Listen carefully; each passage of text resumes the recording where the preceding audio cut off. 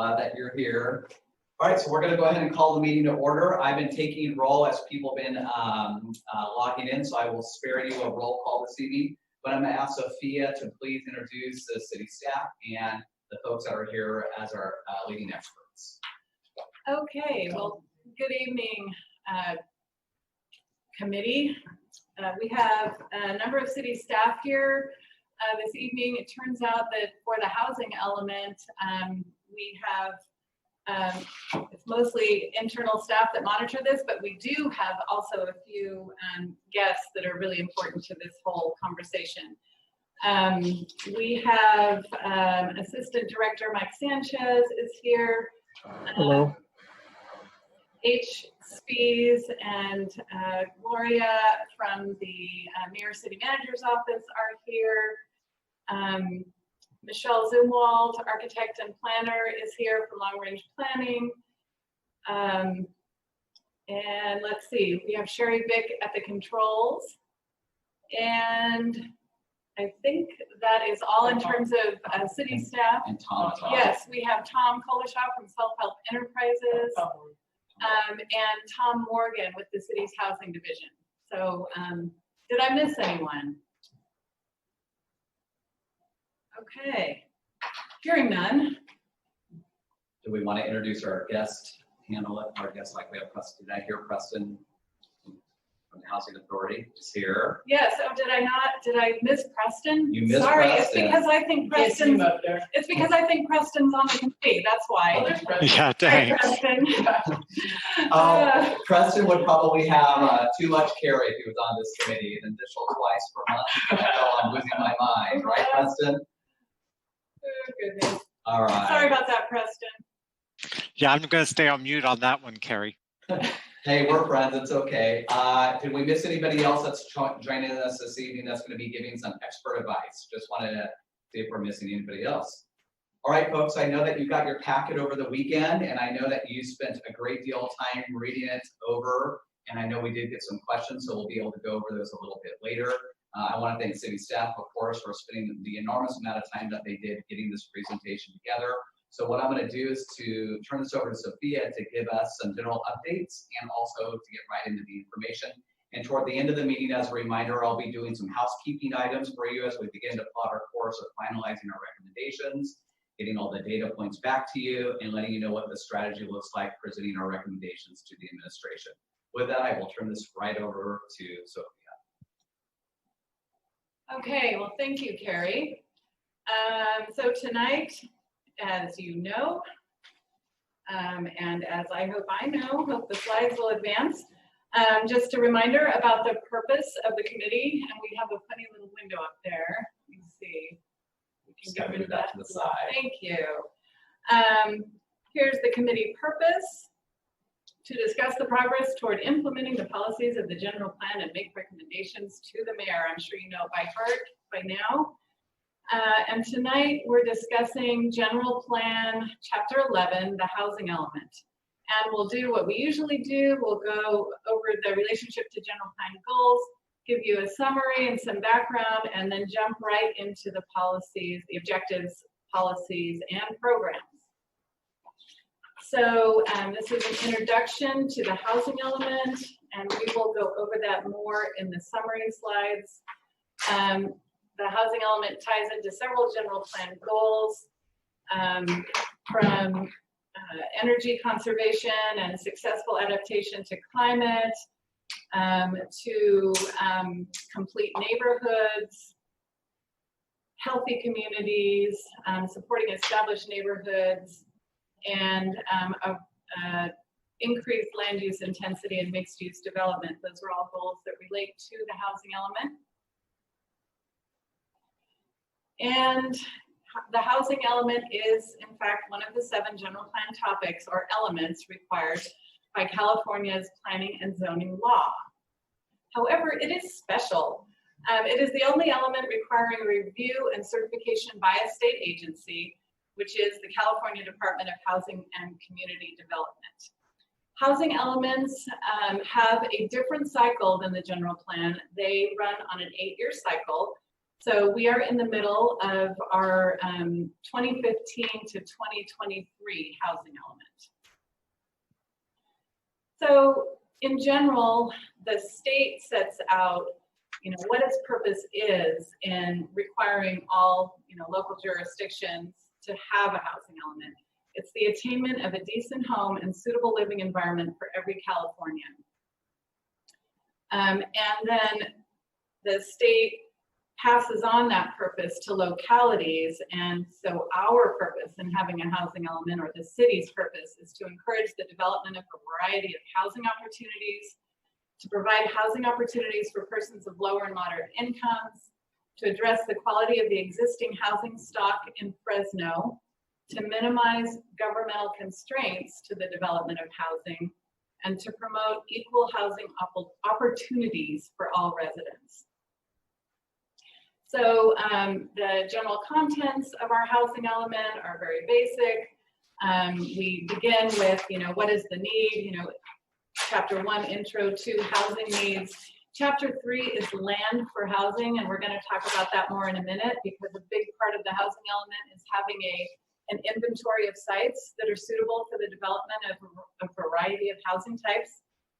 Chapter 4 describes constraints to housing production. Chapter 5 is program accomplishments. And Chapter 6 is your housing plan. And you've noticed probably in the materials that we've sent and the way that we've structured this presentation is that we are going to be honing in on the 28 programs that basically make up the housing plan of the housing element. So an important part of understanding the housing element, because it is a planning document and it needs to translate to land use, is the regional housing needs allocation.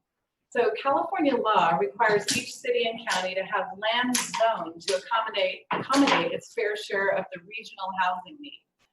And what happens is every housing element cycle, the State Department of Housing and Community Development allocates a numeric housing goal to every county in California. And here it comes to the Fresno Council of Governments. The Fresno Council of Governments distributes the goal among its 15 cities and the county. And it is considered a planning goal, not a building mandate. But as laws have evolved and the new housing package and other housing legislation, it's definitely getting looked at more closely in terms of what is the housing production. So now we're going to look at some numbers here, and what I want to communicate here, this is our current regional housing needs allocation. So just first big picture, if you look at the required RENA, it's actually 23,565 housing units worth of capacity, of zoning capacity, that the city of Fresno needs to provide starting in 2015 and all the way through 2023. So again, what this RENA does is it requires a city to have adequate zoning capacity. And it wants it to be conducive to developing a variety of housing types and densities, and to develop a broad range of cost points, price points, affordability. And so what you'll see is because the state's policies need to translate to land use, the state connects density to affordability. And if you look across the top line with me, you'll see that the state equates, low and very low income affordability to 30 dwelling units to the acre. So, it's considered possible, most feasible to develop housing that serves low and very low income households at that density. Then 16 to 30 dwelling units per acre, that level of zoning is considered to be conducive to a moderate income types of developments. And then anything less than 16 dwelling units to the acre is considered adequate or appropriate for above moderate income. And if you look at the top line, the required RENA, the RENA process uses data to then allocate the total RENA, the 23,565 units worth of capacity within these different density and income levels. So in 2015, when we did our analysis to see what kind of site availability the city of Fresno had, you can see the second line in the lighter gray in the table is the actual unit capacity. So the city of Fresno had capacity in excess of what the RENA was, and the surplus you can see down in the bottom line. It's important to note that this is all capacity that was within city limits at the time. Cities are not allowed to count land that's outside the city limits and in the sphere toward their RENA requirement. So the city also had a RENA from a prior housing element cycle because it hadn't provided all the zoned land to meet the requirements. So we're also pulling along another almost 5,000 units worth of additional capacity, which the city has provided. And so if you want to know, just in a nutshell, how the city's development of housing stacks up to the RENA numbers, you can look at this chart. And now we've put the income levels down the left side, which equate to the percentages I noted before. And now you're looking not at sites provided, you're looking at actual units constructed over the life of the housing element. And now that these are actual brick and mortar built units, they have to be counted differently. Now they're not counted by zoning, they're sorted by income, and they are only allowed to be counted as low and very low if they have affordable housing covenants on them. So you can see that we've just given you the housing production numbers straight across, and then we've given you the total units to date, which you can see in the second to last column on the right, and then the remaining RENA that's left. Thank you. Before we get to that, I'd like to go ahead and open this part open and take a few minutes. If there's any members of the committee that would like to ask staff questions regarding this recap of this information, you please raise your hand so I could acknowledge you and have you unmute yourself. Any members of the committee? Any members of the public? Yeah, members of the public?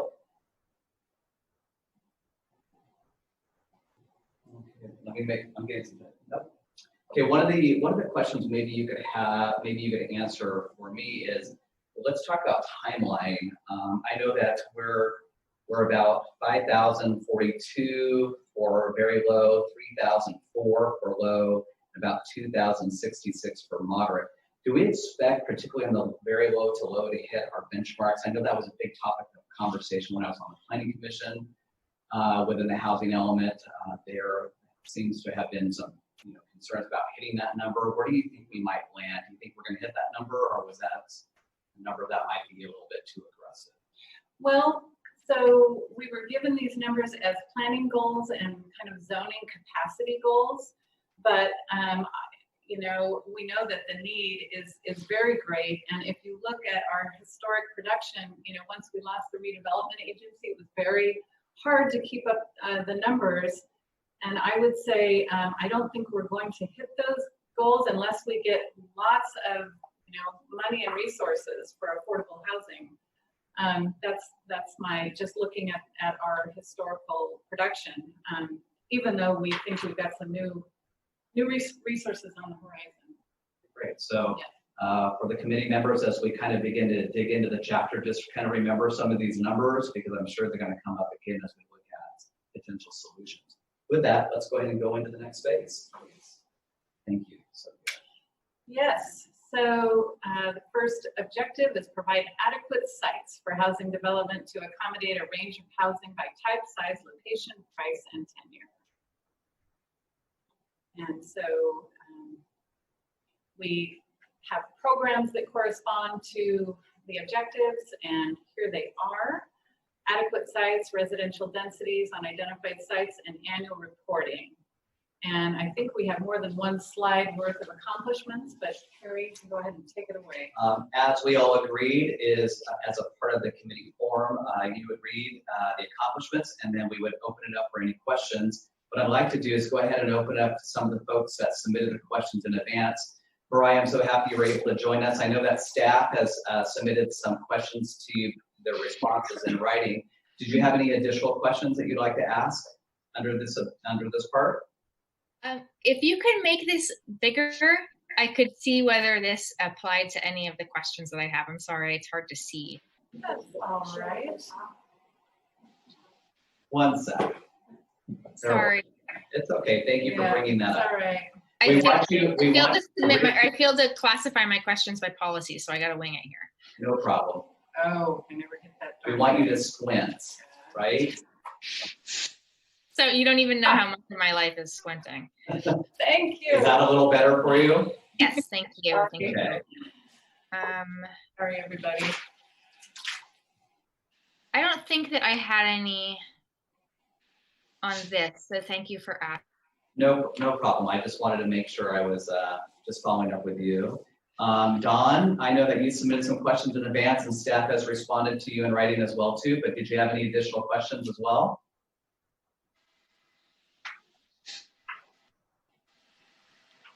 Hi, Dawn. Want to unmute yourself?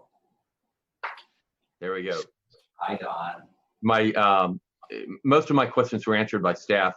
However, this is very heavily weighed toward new construction in my perception, and I'm not seeing a whole lot here in terms of adaptive reuse and how adaptive reuse fits into this.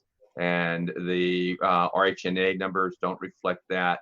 But in regards to the RHNA numbers, I'm wondering how those percentages are derived. Is that from population percentages to fall into those income levels? Where is the origin of that? Because it seems that Sophia, I guess the number of housing in each of those percentages doesn't seem to match what is perceived as total population percentages. Does that question make sense? I think it does. We get the numbers from the state and they come through the COG, and my understanding is that they use the demographics at the time to come up with those percentages. And if you're talking about the percentages that fall into the different densities and incomes, that's something that is given to us. So we are not able to alter those. They come from the state and from demographics. Okay. Did you want to have staff respond to your adaptive reuse part? Yeah, the response was gracious that adaptive reuse isn't highlighted, and there are several programs in the city where adaptive reuse is used. But I'm understanding from planning staff in Los Angeles that if adaptive reuse isn't specifically called out in the general plan, it'll often be kind of pushed under the rug and not prioritized. And that goes to a kind of new construction mindset rather than looking at a balance of what housing needs are.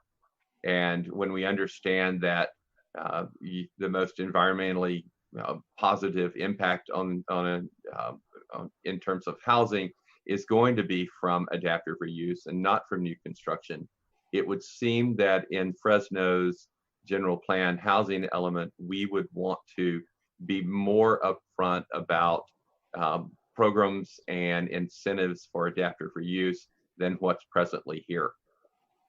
Thank you. Any response?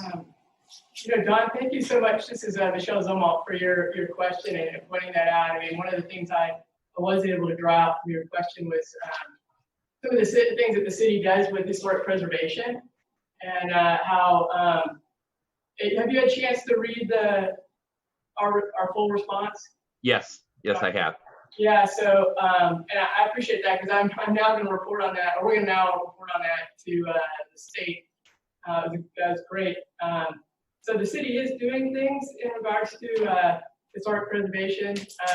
Sort of pointed out the different grants that we've offered since 2018, and the Mills Act program, which is a state program, and pointed out the different contracts.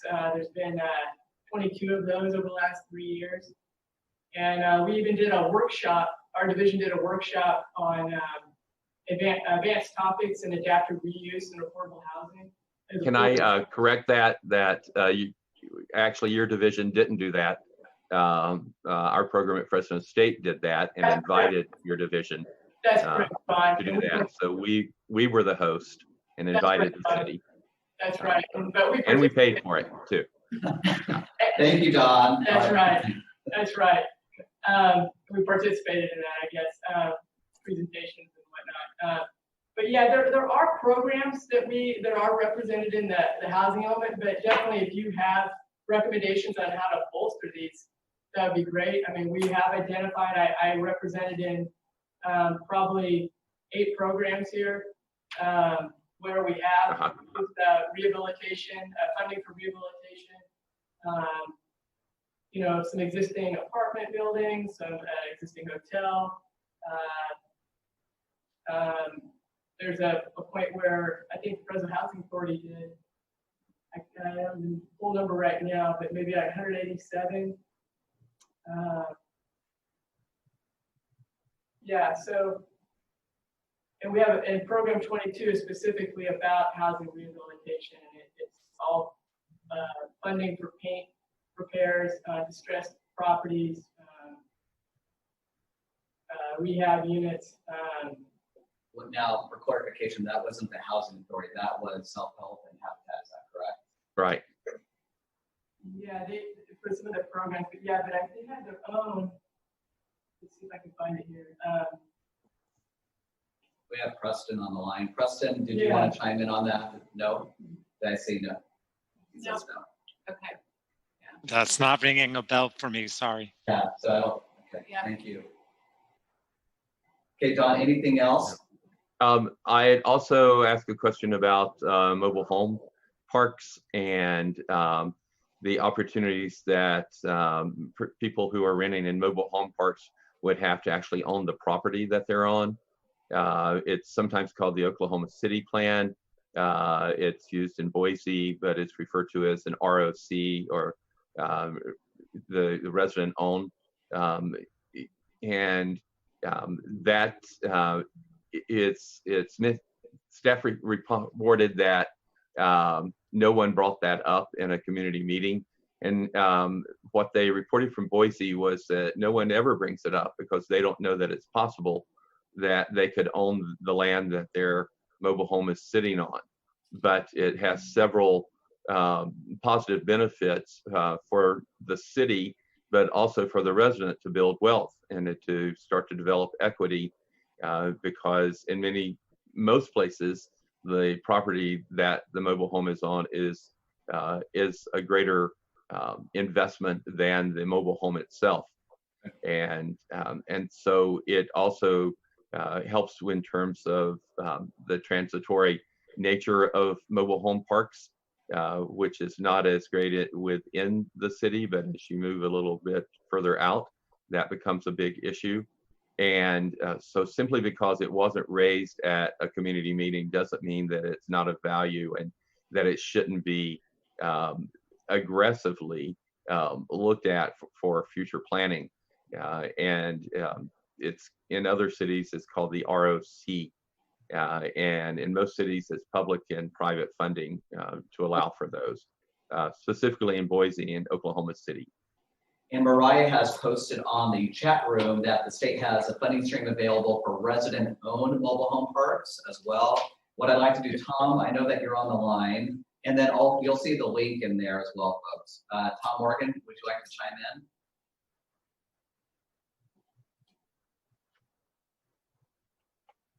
Tom, 1 second, folks. In the meantime, Carrie, this is Preston. Please. I was contacted by someone at HCD recently who was talking about that particular funding source. It is undersubscribed in the state of California, is what this person was saying to me. So just to pass that on. I appreciate that. Tom, are you there? Tom Morgan, can Hi, you hear Tom. me now? Thank you. Good evening, everyone. So the way I interpreted the question was, would there be programming for individual owners of their home to purchase their lot? Preston's already, or perhaps someone else alluded to the state program. The state program's been around a lot of years. As it was indicated, it is undersubscribed. It is a very difficult program, and I speak from this point of view as being formerly at a nonprofit. And although we ended up not using that program, we did buy a mobile home park in Woodland, California, and own it through nonprofit ownership, but it was not resident ownership. Although the nonprofit was very mission driven and worked in the interest of the residents. It's a program out there and it's always undersubscribed. It's somewhat challenging.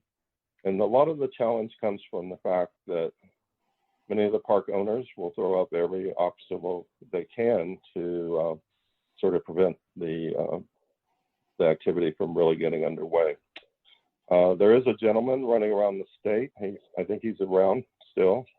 Not sure where he's at. He used to work out of Santa Cruz. It's actually an expert on this program and has made it work in a few instances. We did not get it brought up at all through the consolidated plan process, but we received significant input or comment on the need for mobile home park repairs and renovations, and that seemed to be where the interest was during the process. We have tried earlier this year to secure funding through Cal Home for a mobile home repair program. We were unsuccessful. Our score was 72 and it wasn't high enough, and we had worked with self-help enterprises to try and secure that funding. In our permanent local housing allocation, which is up for passage of the resolution by the council, we are allocating around just shy of 10% of the funding for mobile home repairs. Again, for the repairs to the actual mobile home itself. So we have an interest in the mobile homes. The public had made that clear, but they had not made it clear or had even brought up the question of individual ownership of lots or even resident ownership of the park. Thank you. All right, we're going to move on to, just as a reminder, folks, keep your questions pertaining to this policy objective, if you could. Gracia, you're next. Thank you for being patient. Thank you. Thank you. I think I'm gonna try to be as quick as read my questions as quickly as possible. And I apologize I didn't send these in advance. I just got to the reading today. But with regards to program 1, I was reviewing the RENA allocations this year and noticed that from this year to last year, the above moderate income units increased by almost 1,000 units, and was wondering what accounts for that increase in surplus. It goes from 3,825 in 2018 to 4,720 in this year, 2019. Sorry, 2019. That's question 1. So, by the way. Thank you. Yeah, I think I need to dig into that a little bit. I don't think I can answer that right here. Sorry, I need to know. No worries. We can follow up on And that. then, and just for record keeping, would you mind emailing that question to myself and then to the staff so we can make sure as we kind of go over the data points that we're making those responses to you? That would be great. So if you could be patient, Definitely. that would be amazing. Did you have a follow-up question before I move on to the next number?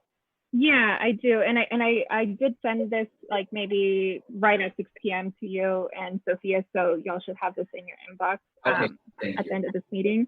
But the other question I just wanted to ask was, or actually just 2 more questions. One was, my understanding is that the RENA allocations are going to be, or the process to allocate the RENA numbers is is in the process of being underway. What is the timeline for that? And then my second question is regarding Program 2. One of the accomplishments that were reported was that the city was able to add 91 sites in the downtown area for an estimated 9,374 units for, to account for the 2008-2013 inventory. And I was wondering what the breakdown is of those units per income, making sure that, that there is the appropriate distribution of, above moderate, low income, and very low income. Okay, I can answer those. Okay, Sophie's going to go for it. Yes. So first of all, you asked about the RENA process coming up. Mm-hmm. And yes, the RENA process this cycle is going to be more complex. It's going to be more iterative and sort of a lot more process and dialogue between, all of the members of Fresno County and the member cities. It's going to be led by the COG. My understanding is that it's going to, the process will take, I think about another year and a half to go through, a very deliberative process. And the COG should have something posted on their website very soon. So does that answer your question about the RENA process? Yes. Mm-hmm. So it'll be new this cycle. The whole process will be new and different. And then your third question was, tell me again your third question, just briefly. Yeah, the 91 sites located in downtown. Yeah. Yes, thank you.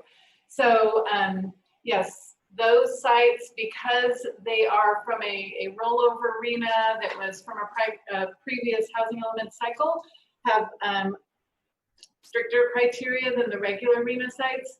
And the baseline is that they must have be at a capacity of 20 units to the acre or more. And so that is how that density and affordability are sort of tied together, and that was the criteria for those.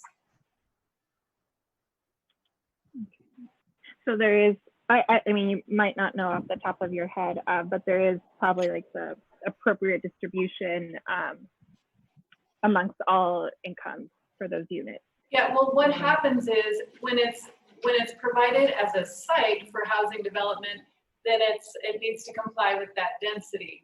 But when it is developed, it cannot be counted for affordable housing unless it's covenanted for affordable housing. And the zoning is so flexible in the downtown area that we do expect to get a variety of housing types and incomes from that, but we'll have to monitor and see. Thank you. Thank you. And then we both did just get your email with your questions, so thank you for sending that along. I appreciate that. We have two other hands up, Mariah and Supervisor Brandow. So Mariah will take your one question, then we'll go to the supervisor. Mariah? Yeah, so I want to ask, but I'm also a little bit worried I might take up too much time with it. I was going to ask if staff could just give a brief summary of the analysis of impediments that they identified, just a really high view of them during the AI process. I know that they sent me a chapter on it. I saw that it exists. I have not had time to read it, I'm sorry, but maybe also just for public benefit, if you could just give a really quick. It's really great question. So Tom, if I could have you answer that question in a few minutes, that would be great. If you take a few minutes to answer that, that would be great. Tom? Am I unmuted this time? You are. Hello? Okay. Yes, Hi, you're here. So if you looked at the AI, of course, it's like 162 pages. I did send chapter 10, which is, I think, the last 18 pages of it. And I can even narrow it down for people further as I look to pull it up. In that, on about page 8 of the excerpt, not of the AI itself, but just the excerpt that I sent you, the PDF page number. is a table that lists the 9 impediments that were identified through the analysis of impediments process. I don't know how much time you want me to take on this. Yeah, Mariah, did you get the information that was emailed on that out to the, from staff? I did get a chapter. I had not had a time to read the chapter. So the table if is we don't very have good. time to go over it, we don't have time to go over it if we don't. Tom, if you could just read the recommendations quickly, that would be fine, and then we could do that, and then we'll make sure everybody gets the information on it. I guess what I'm trying to say is the recommendations is about 10 pages, but so it identifies the impediments, it identifies the contributing factors, it sets goals, and it sets strategies, goals, and timelines for each sort of remedy within the 9 impediments. So typically, each impediment has more than one remedy. Some of them have quite a few. And then there's also strategy, goals, and timelines. And then also a brief discussion of who has the lead on it and who are the partners in implementing the resolution strategies for the impediment. So my thought is it's almost a presentation unto itself. And so, we can approach this however the committee wishes to approach it. Mariah, would you like him to give the top 3 impediments? Is that something you'd be comfortable with? Why don't we just skip it? I feel like we've taken enough time just describing it that I feel kind of bad. So I will just refer to what you sent me, and I will withdraw the question. Yeah, and then what I do think what we could do, Mariah, as we do our wrap-up meetings, we could maybe have staff do a presentation on the impediments and kind of go over that with some of the high-level recommendations. Tom, so we'll probably loop back around with you if that's okay with you. Okay, and I can certainly read off the top 3, Carrie, if you want to, or the first 3. Yeah, why don't you go ahead and go ahead and do that, and then we'll get to Steve Brandow. Go ahead. Yeah. So we didn't rank the impediments, so this is just the first 3. We should characterize it. So impediment number 1 is the lack of safety net programs for renters, increases housing instability among protected classes. In short,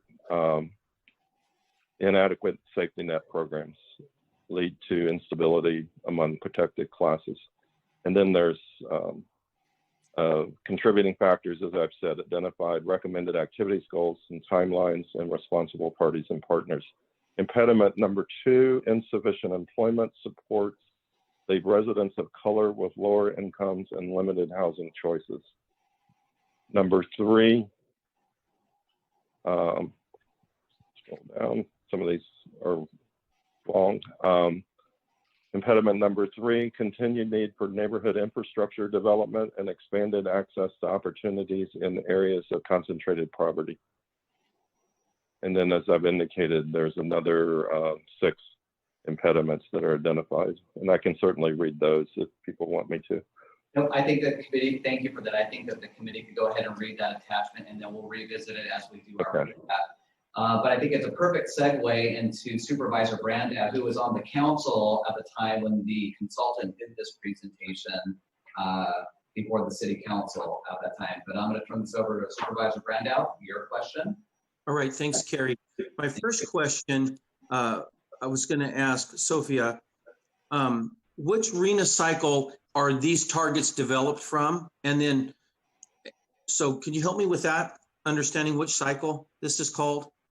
Yeah, it's the 5th cycle. 5th, okay. And then one of Grecia's questions led me to make this comment that I currently serve on the committee. It's a Central Valley wide committee that you referenced, Sophia, run through Fresno COG. And we've had 2 Zoom meetings. This committee was commissioned about the time that COVID hit.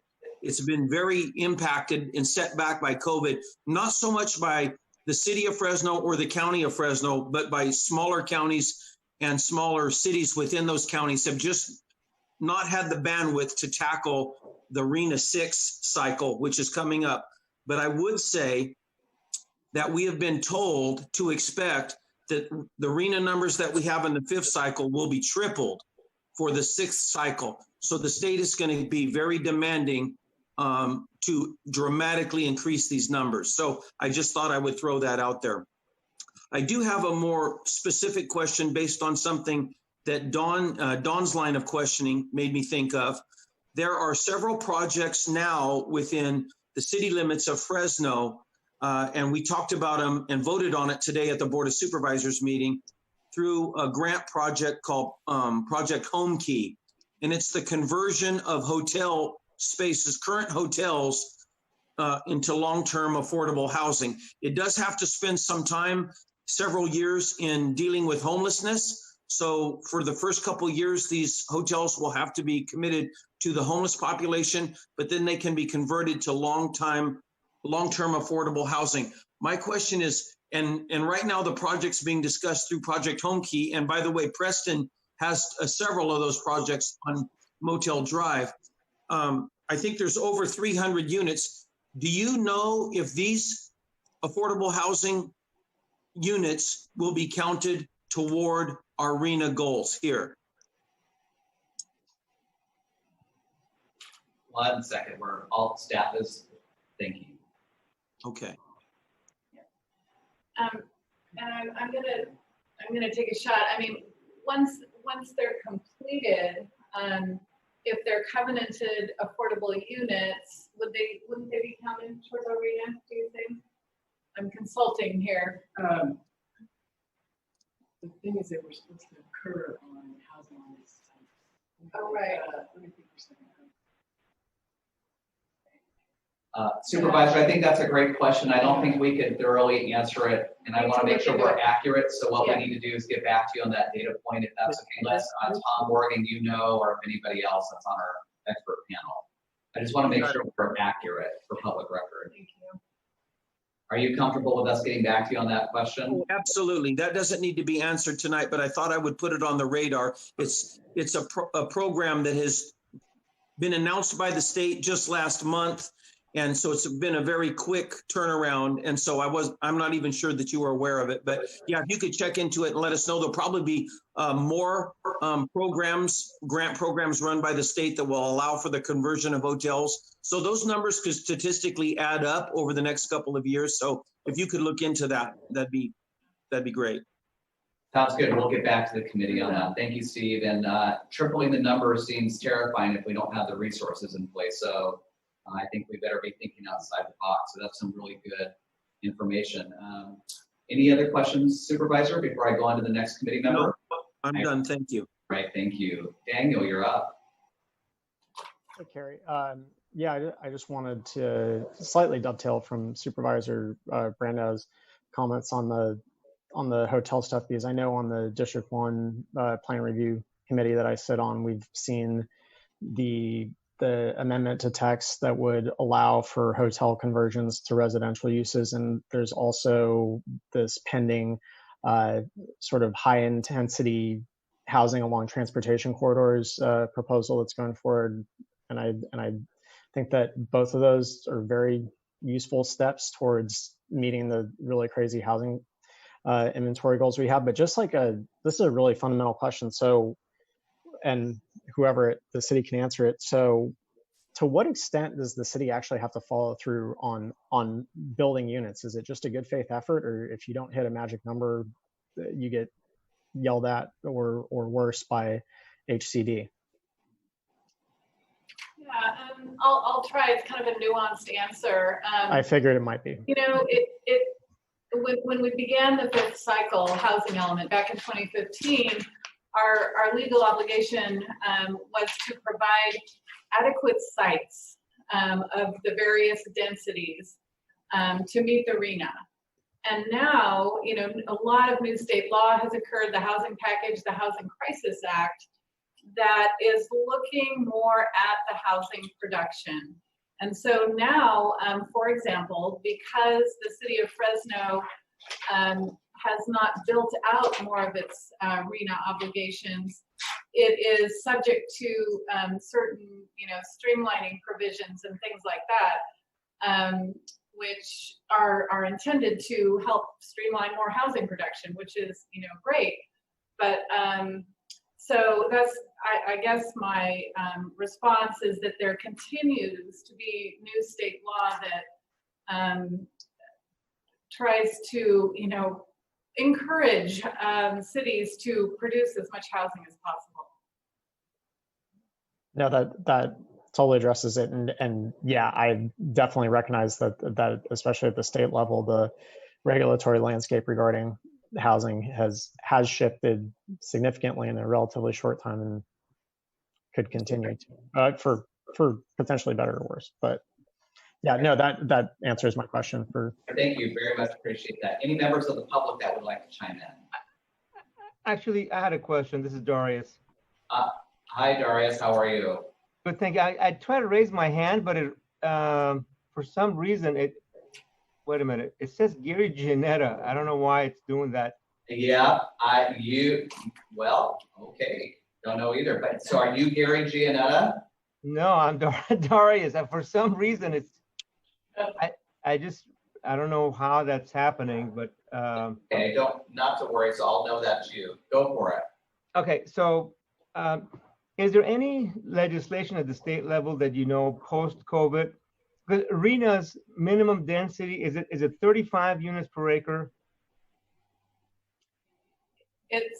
Well, no, I mean, there's the whole range of density, but the minimum in order to be considered an adequate site for low and very low income is 30 units to the acre and higher. Got it. So it has a affordability number attached to it and also a density, correct? Yes, yes. Okay. And is the range on the affordability, is 30 to 70%? Is that, is that correct? Of AMI? There's a full range, but it starts at, I believe, 80% of AMI and below. Okay. Okay, thank you. All right, thank you. Any members of the public? Any members of the public, would you like to chime in? I want to thank you also for joining us tonight as well, too. All right, we're going to go on to the next objective, H2. Good conversations, everybody. Thank you. So, assist in the development of adequate housing to meet the needs of extremely low, very low, low, and moderate income households. So this is actually targeted toward facilitating development of affordable housing. And there are several programs here, as you see: incentivize affordable housing development, special needs housing, utilizing government subsidies, homelessness programs and prevention, foreclosure services, and sustainable development. So, and then we have several programs in the housing element that address those things. And the accomplishments begin here. And we have about 3 pages of accomplishments. Thank you for that. I'd like to go ahead and turn this over to the committee for any questions. I'm going to go ahead and start with Dawn. I know you had submitted some questions. Wanted to see if they had any additional follow-up questions tonight. No, the responses I received are adequate, so I don't have any additional questions for this. I appreciate that. Thank you so much. And then the next, I'm going to go to Mariah. You submitted some questions. Wanted to see if you had any additional questions as well. Sure. Let me look through my list so that I can guess which ones would fall under this.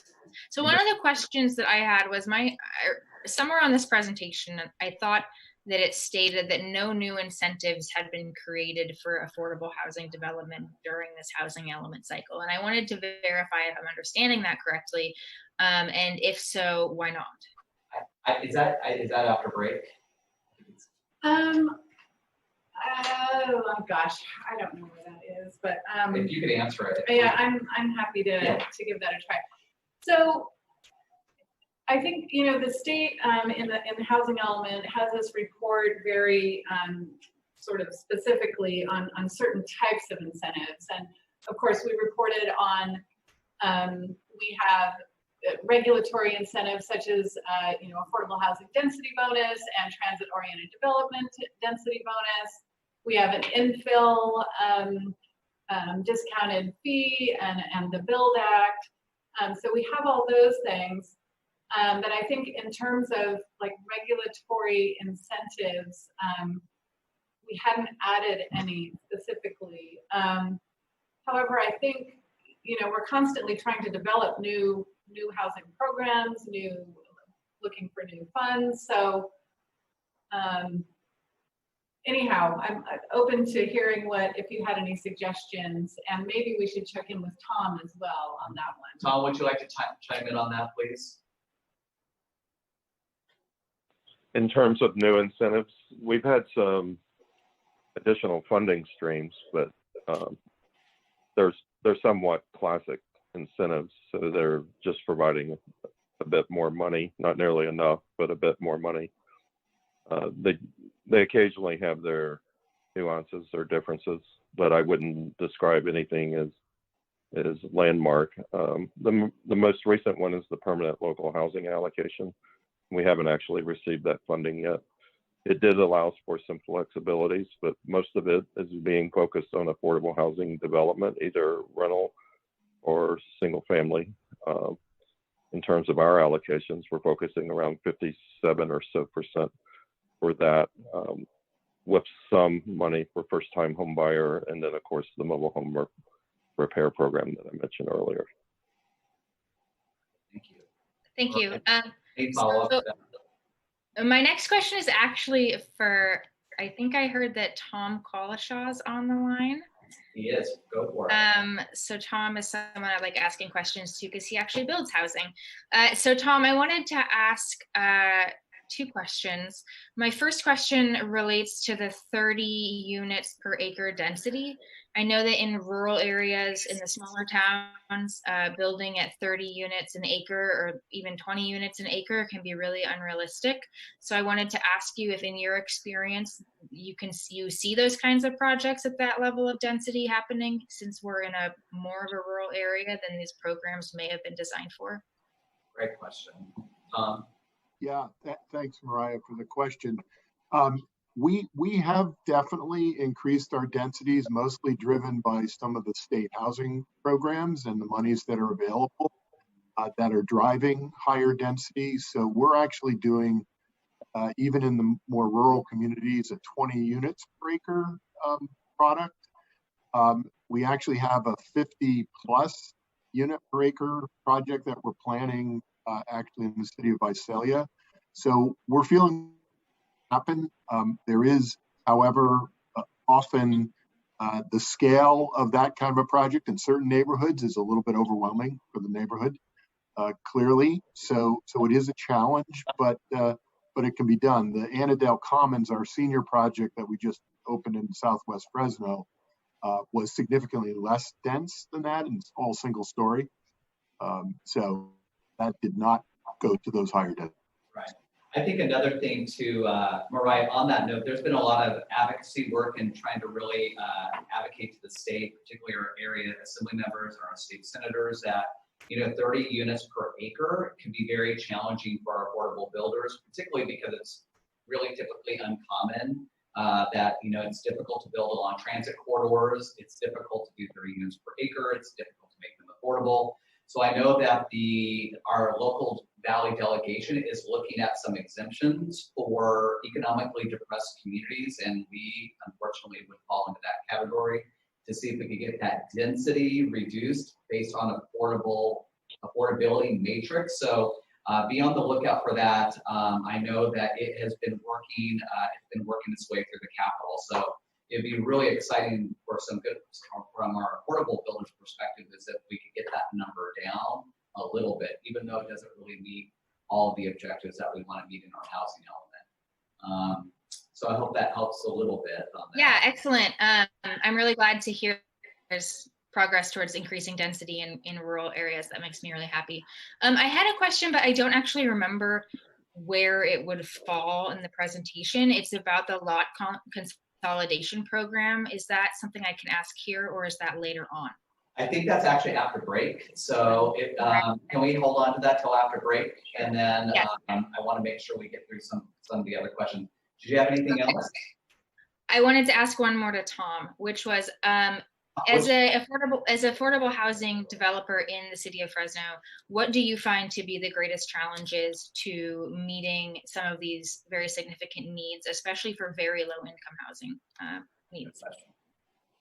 Yeah, I would say that the biggest challenge is when you get to the very low income and below and extremely low income, which is actually at 30% of area median income.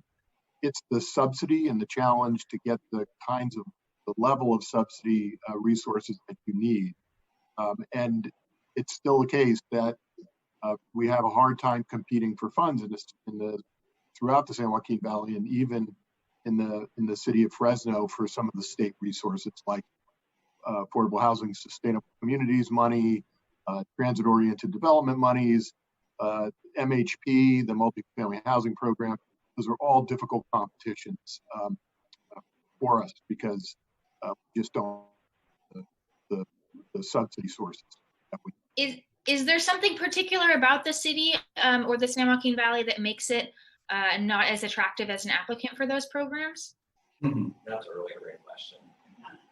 Well, I can tell you from our experience that it is very difficult to meet some of the transit kind of issues and some of the density.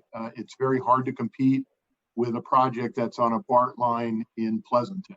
You know, Fresno, I think Preston Prince would tell you the same thing. It's just very difficult to compete for some of these statewide resources. So we got to fight that battle. Yeah, and I think it's a good point, Mariah. Not only should we be talking about affordable home ownership, but it's also affordable for folks that need to rent. And the biggest challenge we also have, and Tom and Preston know this, is that the state puts out an RFP and they allocate a very small amount of dollars to the Central Valley region when we have the greatest need.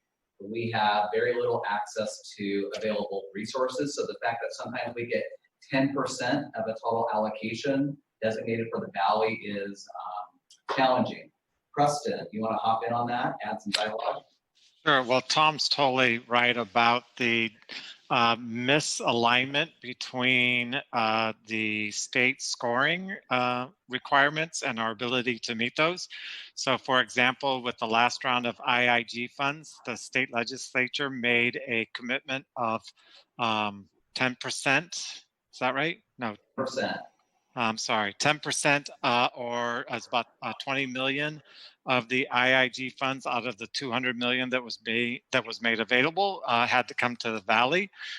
With the traditional scoring, I think the only project that initially got funded was one by Self-Help Enterprises.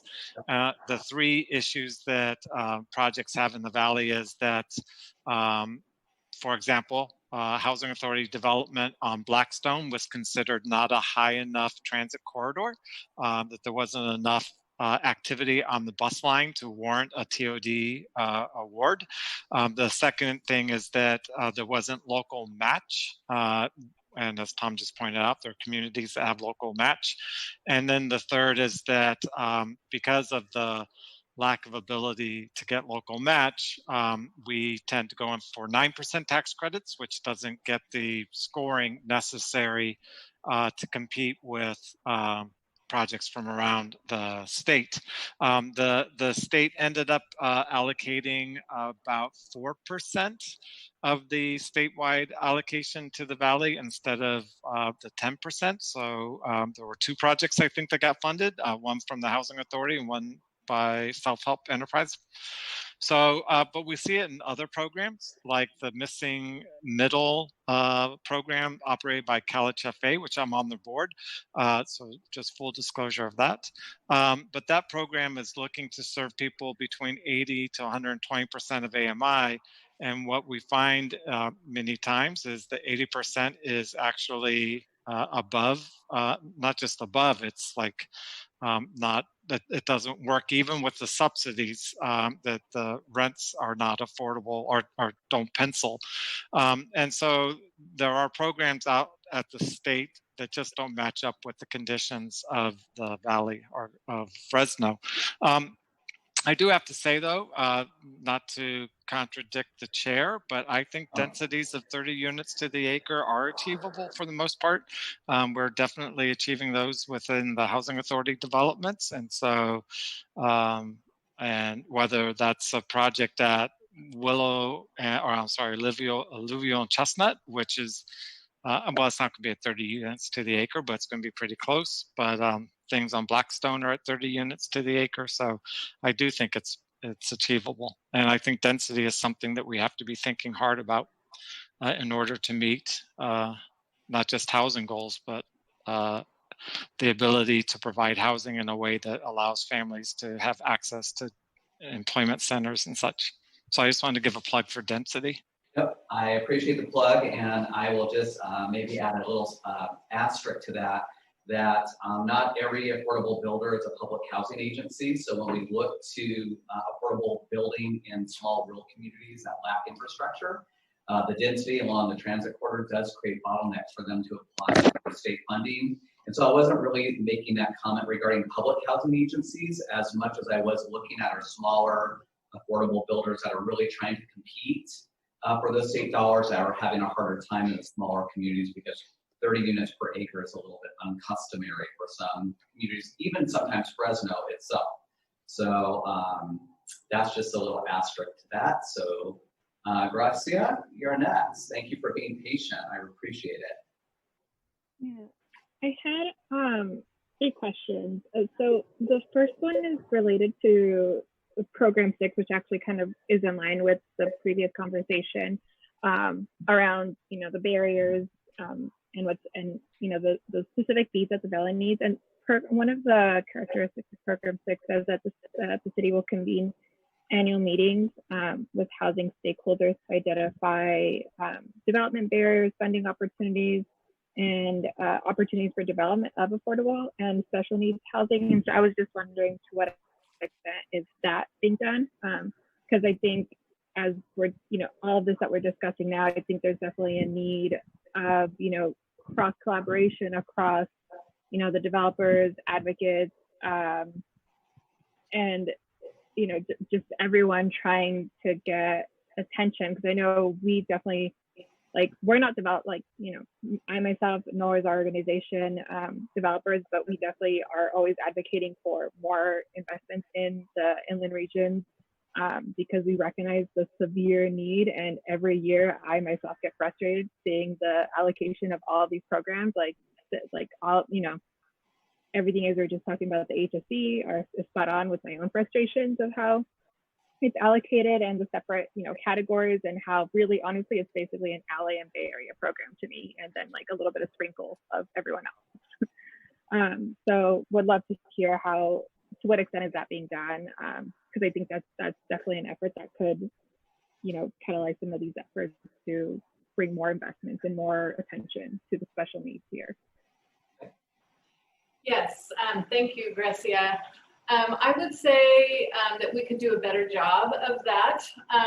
We have every year when we present the annual report for the housing element for the last couple of years, we've tried to bring together the affordable housing developers to kind of talk about, how they see things on the ground and what could we do better, and what kind of ways that we could collaborate. But I think we could really probably expand on that, especially with the changing landscape in housing with COVID and everything else. So, we are looking at trying to get a better collaboration going. I'm open to, suggestions on that, but we're aware of that need and are planning on kind of building it. Thank you. And my other question was very quick, well, it's actually two pretty quick questions. Is the rapid rehousing program? I wasn't aware of that program, so I'm wondering how are folks made aware and are getting access to it.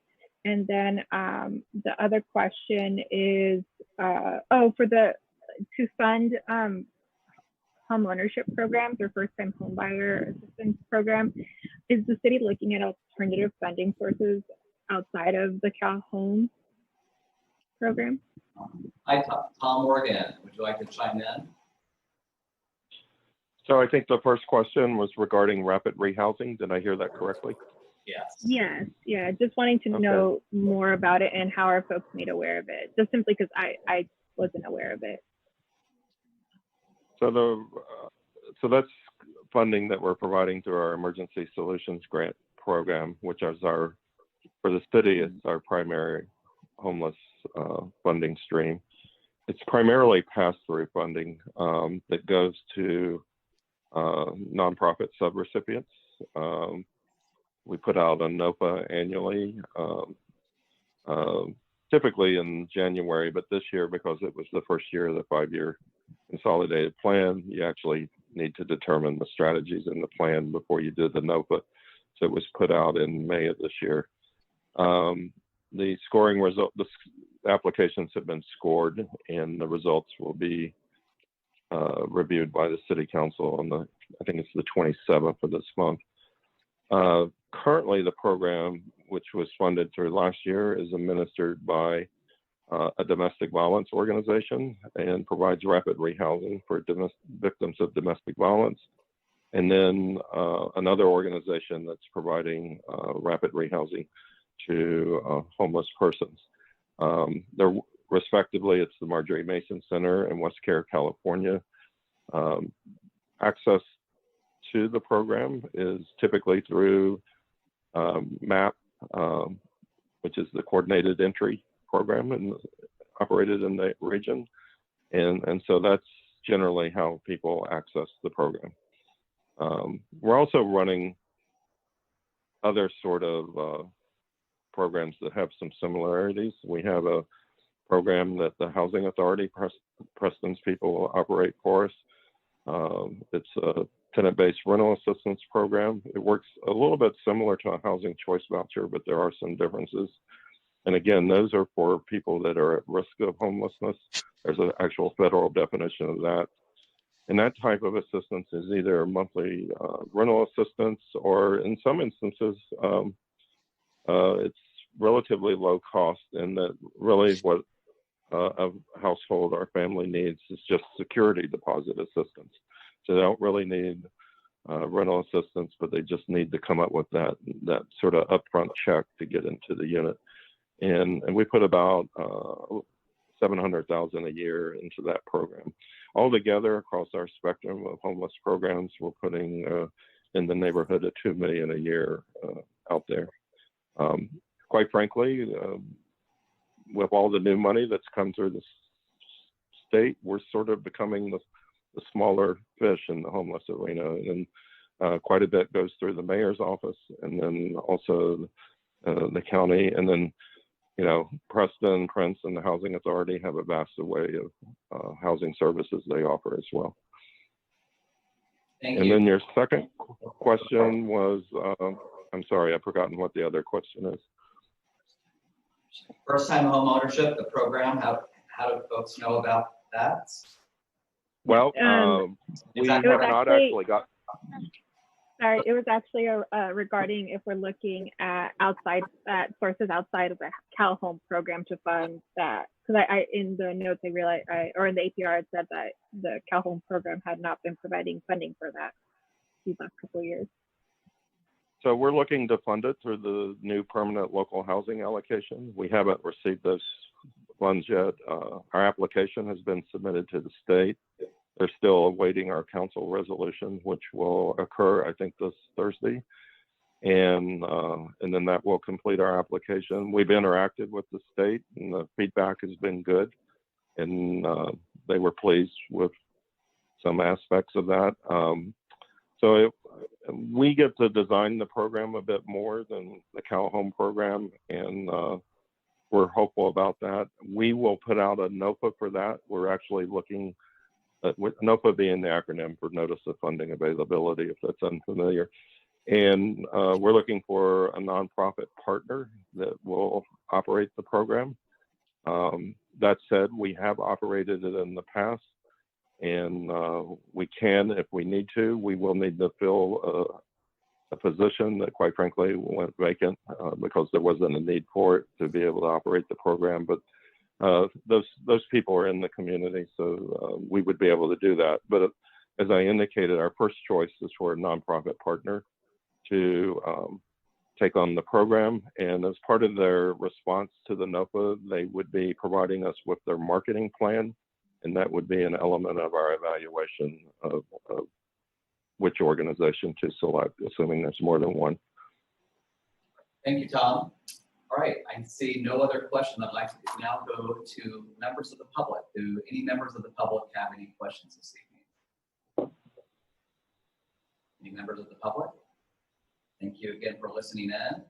All right, folks, that gets us to our 5-minute break. Darius, you're not off the hook because I haven't heard anything from you in a while, particularly on this topic. So we'll get back to you later. All righty? You got it. Okay, because I want to hear from you too on this stuff. All right, folks. Yes. 5 minutes. 5 minutes. That will be 7:21 or 7:20, something like that. So stretch, come back revitalized, and we'll see you in 5 minutes. Thank you all. Be right back.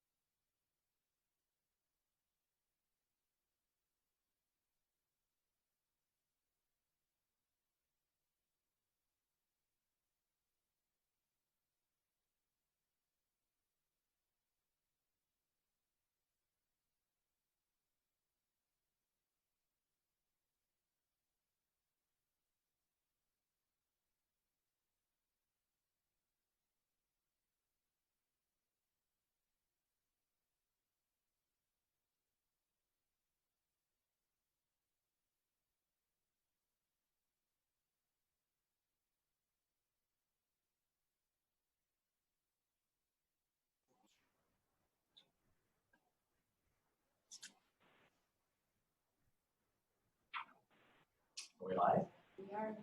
Welcome back, everybody. 7:21. Gave you an extra minutes. Hope you're feeling refreshed for the second part of the meeting.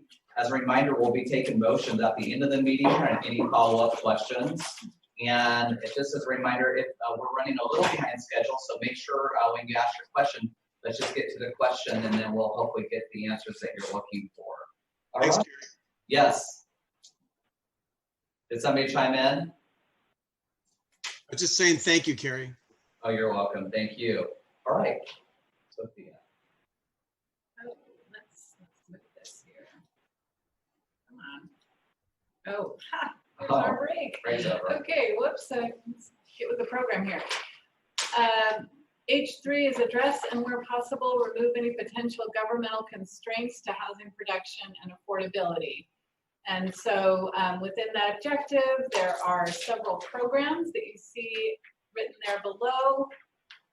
And we'll just go right to the accomplishments. Oh, wait a minute, more programs. Yes, several programs and several pages of accomplishments. So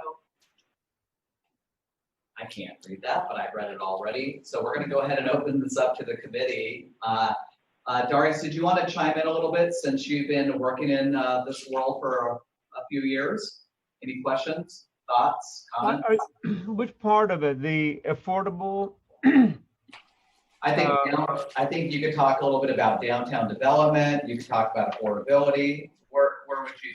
I just want to make sure we get some of your input. And you've been on the call, but like to hear from a for-profit developer perspective too. So just most of you know this already. Valuation of a property is based on the revenue, the net revenue it receives. So while the RDAs were around, RDA was around, there was opportunity for subsidy, and that subsidy was basically to make the property on par. What does that mean? Actually all of our downtown developments. Cost of development is up here. The day we open it up, fair market value is down here. So there's you actually lose money building a project. And nobody wants to do that. There needs to be at least a 7, 8, 10% delta. You're doing all this work, planning, building, and then taking a risk that you can fill it up, and then financing it. And by the way, banks will determine all that, because if they don't believe you can actually get the rents, they won't finance your project. So we have that delta. So RDAs filled that gap. So at least it's in par. But without the RDAs, it becomes more difficult. Now the good news is rents have been going up in downtown Fresno, so that's positive. And land prices are still very high and very elevated because there's very little land available. Some of the infrastructure is lacking. And then you have the historic preservation challenges. Even though Historic Preservation Commission may approve your project, doesn't mean you're not going to get sued. And several of us, including our company, has been sued. So I've said downtown Fresno is like a snake's pit. You don't know who's going to sue you and how hard they're going to come after you. So, and by the way, when one developer, for-profit developer, is successful, other developers will follow suit. And a lot of other developers looked at what we did and said, it just can't be done. And now in a post-COVID world, density is an issue. I can tell you, my home buyers or tenants want substantially less density. They want more breathing room. They want bigger balconies, bigger patios. They just don't want to live in a high density environment. So that's one of the things that I hope that our city planners can take as we're going through this general plan update. We can be mindful of, and of course, then that really the only organization that I know that does a fantastic job of building affordable housing is Housing Authority with Preston Prince. I mean, architectural is incredible. I've seen some of their projects, and they do a fantastic job designing, building a product, a really five-star product, and we can't compete with that. So the for-profit sector it was going to be very difficult for us to get down there. And remember, land costs is an element, impact fees is another element, construction costs is another element. You add all those things up, and then if your rent doesn't cover that, plus a 5 to 7% margin, projects are not going to get built. And then of course, the minute you take a dollar of state or local city subsidy, it triggers prevailing wage, which adds about 35 to 40% of the cost of construction. I know there's some folks advocate prevailing wage. You know, we're working with the state, by the way, building trades group, to have a more moderate prevailing wage for our area. So I think carpenters all-in cost right now is like $90 an hour. Pipe fitters is 78 or 80 bucks an hour, and I think those numbers could become more compatible with our area. I mean, $90 an hour is $180,000 a year plus. So looking at how do we make these projects affordable? And I know this committee wants more housing and more affordable housing, but then those are at odds with what's happening with impact fees. And then at the end of the day, what does the market want? And what kind of housing do folks want to live in? Whether it's on the perimeter, whether it's infill. Now in downtown, we know we have very limited land, so we have to have higher density. And then of course, parking ratio comes into play. You know, what is a parking ratio that actually makes sense for the tenants? We can come up with any number we want to. Most of our projects, folks are parking their other car on the street. And I can tell you, they get broken into frequently. And then those folks, as soon as, you know, they have a kid or they get married, they're out of downtown. So it's not for everybody and it's not permanent. There's a lot of folks that actually want to move downtown. So that's the good news. So we just need to marry all these things together: the parking ratio, the density, the setbacks. And then we know there's really no subsidy for those on the private sector that makes it affordable. So these are all the challenges that we're facing. And of course, you know, to promote downtown development, I've said this many times. I've said it many times before. We need a plan that takes a look at all of downtown, identifies the infrastructure needs, identifies the historic resources, and says these buildings cannot be touched, cannot be demolished. I know I'm going over my time, but that way, whoever wants to buy that property knows the EIR has been done, litigation has happened. So now, you know, that building, I can't touch it, or I have to preserve it. This building can be demolished. So now, you know, you can decide which direction you want to go. Sorry, Mr. Chair, for taking too much time. You're okay. You're okay. I just wanted to make sure we give you an opportunity to chime in. I think that you've expressed these concerns for a number of years, so I just wanted to make sure we got that on the record. Mariah, I wanted to go back to your question because a question you had asked earlier about small and big lots is in this part. So if we can have staff go ahead and chime in on that. Right. Mariah, I wanted to clarify, your question was about small lots and lot consolidation, lot mergers. Is that right? Yeah, I'm interested in knowing how effective the lot consolidation program has been in terms of creating development. I've seen in other housing elements that when you drill down into the APNs, there's a lot of small lots that are not adjacent to each other, but then there's a lot consolidation program to kind of get around that. And so I have not looked at the APNs for the Fresno City housing element. So I'm curious in knowing, you know, have you had successful lot consolidation that's led to project development? Are the sites adjacent to each other? And how is that working out?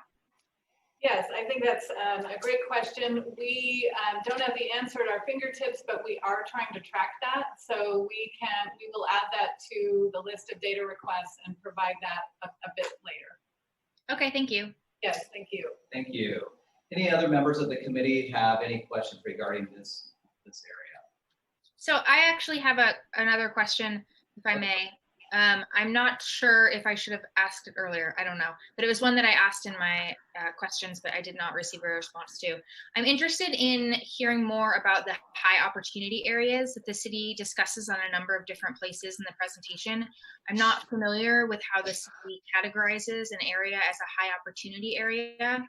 I was very discouraged to see that only 1.06% of our voucher holders are living in high opportunity areas. That was really unfortunate. But Great but question. yeah, That's a great question. Before I turn it over to staff, Preston, are you still with us? I am. Could you maybe chime in a little bit, talk about what the Housing Authority is doing on that through its pilot project? Yeah, so I don't know how high opportunity areas are defined in this program, Sophia, so you might have to clarify or correct me. So when HUD or the state have designated high opportunity areas, which they have both done, they do it based upon concentration of poverty or lack of concentration of poverty, and they do it by lack of concentration of people of color. And both seem kind of offensive as ways to define high opportunity area. But I think what we really know them to be is high performing schools. And by the way, there was a study done by Brookings, maybe. Keith, you remember when that came out? It was like 7-8 years ago when you were still with the city, that showed that Fresno had the third highest differential in affordability around high performing schools and low performing schools, the third highest differential in the country. I remember. And pardon me? I remember, thanks. Yeah, when you and I are quoted in the paper, there were a lot of bad things said about us. Because we said that there has to be the creation of housing around those high performing schools. So what we at the Housing Authority have been working on is really looking at how to create mobility and opportunities for people to, for parents to make that choice to be in a neighborhood with a high performing school. I think that's probably the #1 indicator. Unfortunately, the Housing Choice Voucher Program is based upon fair market rents that are 40% of the market rent. And so our ability to make rental assistance payments to landlords is hampered by the formula. So what we've been doing is trying to overcome that. We are part of a new expansion of a mobility program that was piloted up in Seattle. It's being expanded to Pittsburgh, Dallas, and Fresno. And so we're just launching that, looking at ways that we can work with families around mobility. We've gotten ahead of that by focusing, starting at the beginning of this year, on a couple of things. One is more landlord engagement and outreach. This was probably one of the reasons that kicked this off is the state's requirement that Section 8 cannot be excluded or families with Section 8 cannot be discriminated against. So we have had a large number of landlords who are now coming to the program. And so we have staff now dedicated to work with new landlords. We are exploring ways to create incentives like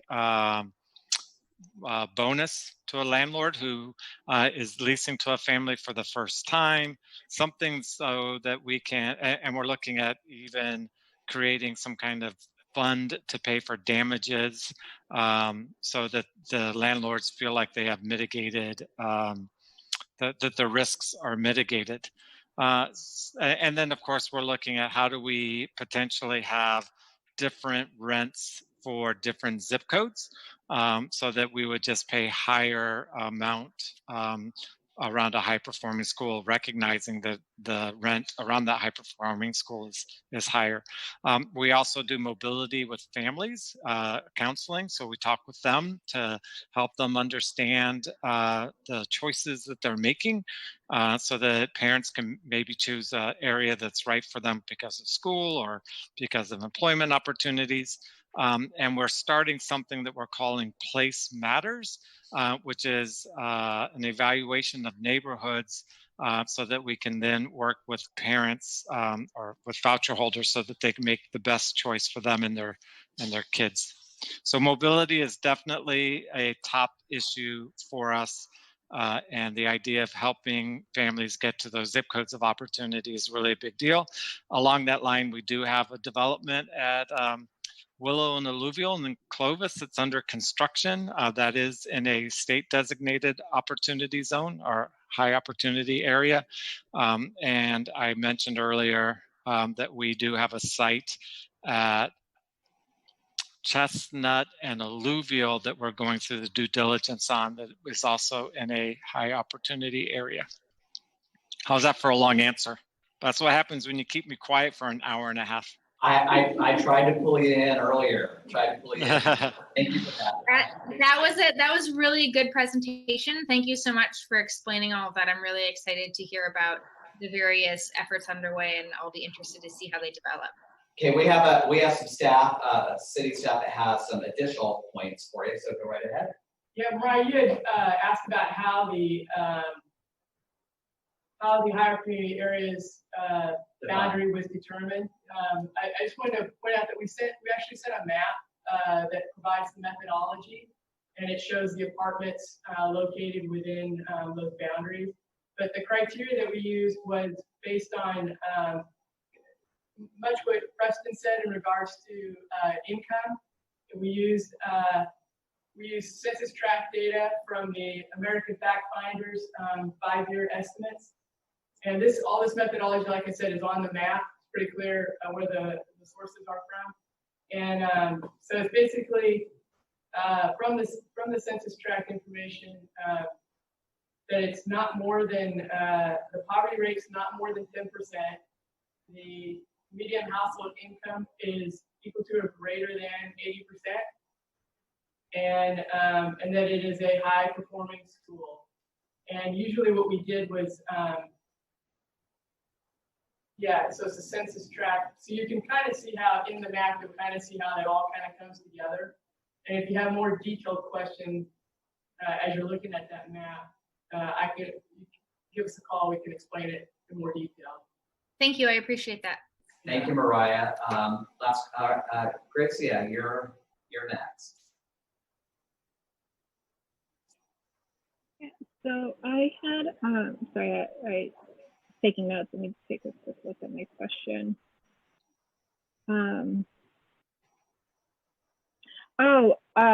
Regarding program 16A, it mentions establishing a program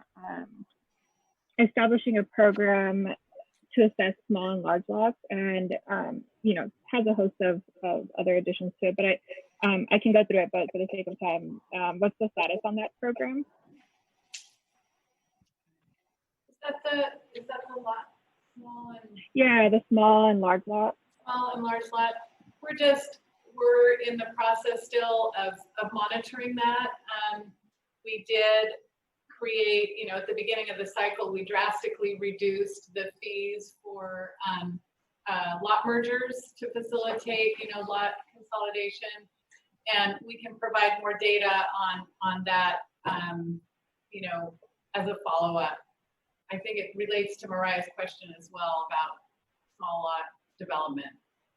And we'll look at large lots too. Is that, you're also interested in that? Yes. Yeah. Mm-hmm. Yeah.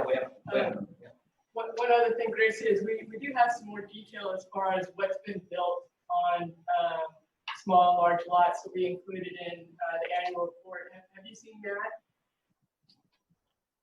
We talk about how many entitlements, how many building permits. Gracie, have you had a chance to see the 2019 Housing Element Annual Report, Progress Report? Oh, I'm sorry, I couldn't hear the question. Yeah, you wanted to know if you received it. Have you received it? You got it? Yeah, and I've gone through about half of it. You got it. Okay, great. So I think we're going to get you some additional information on that question. So thank you. Did you have a follow-up question? No, that's it. And I'll wait for the answers to my questions. I appreciate that. Thank you so very much. Okay, all right. We're going to move on to the next part.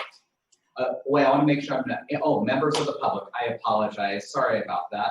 Any members of the public that would like to ask any questions?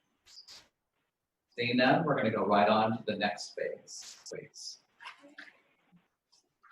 So the next is objective H4, conserve and improve the condition of Fresno's existing housing stock.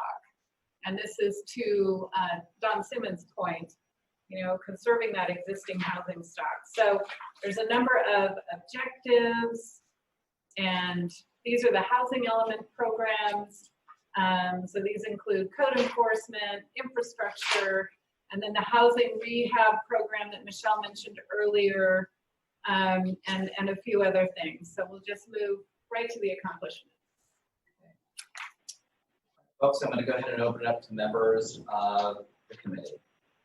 Any questions from members of the committee? Anyone?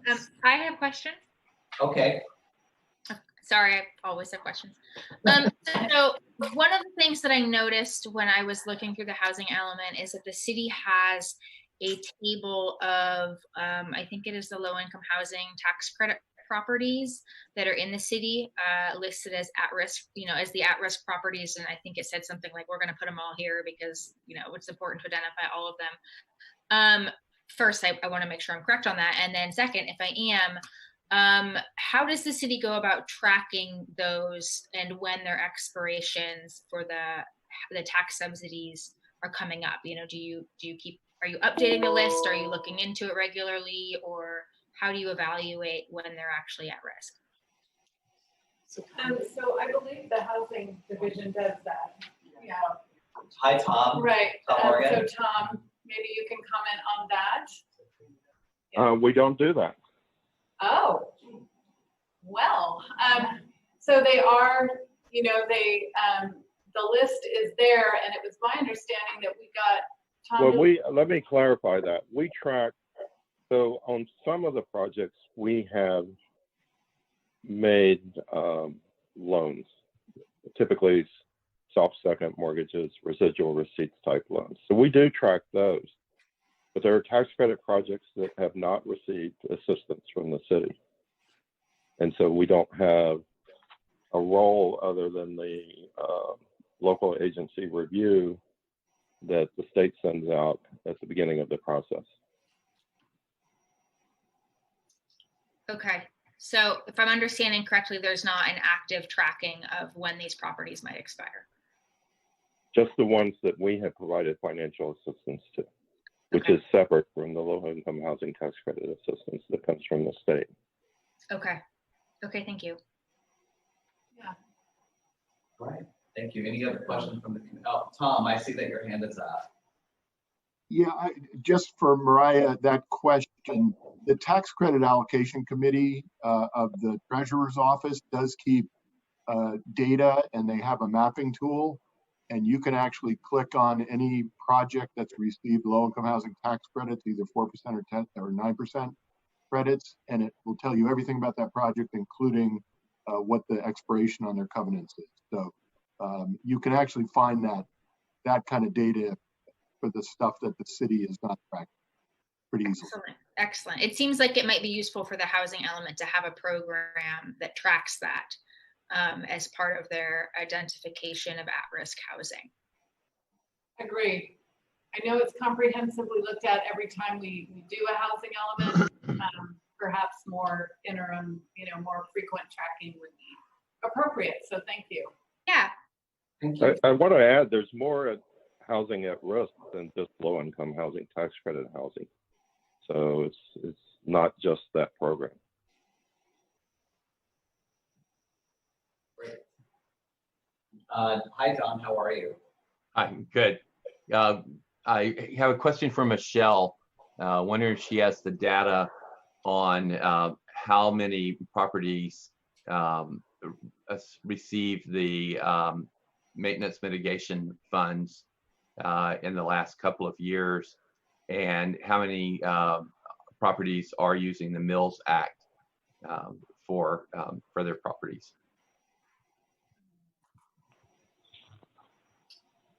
Okay, should we- Or just looking Yeah. at each other, who's going to respond? Yeah, Okay. I think we looked that up for you and just give us a minute and we'll let Okay. you know if we have it right now or if we need to follow up. Oh, Okay, my comment on that is that the money was gone pretty quickly without with not that many properties actually being able to use it, meaning a few people got quite a bit of money, and so I'm wondering what the data is on that and what the review is on that program, so that more people could access that, as well as the Mills Act. And the Mills Act has some issues with the county tax assessor as well, because the figures may not be accurate for defining what the Mills Act would be like. One second. give us just a minute.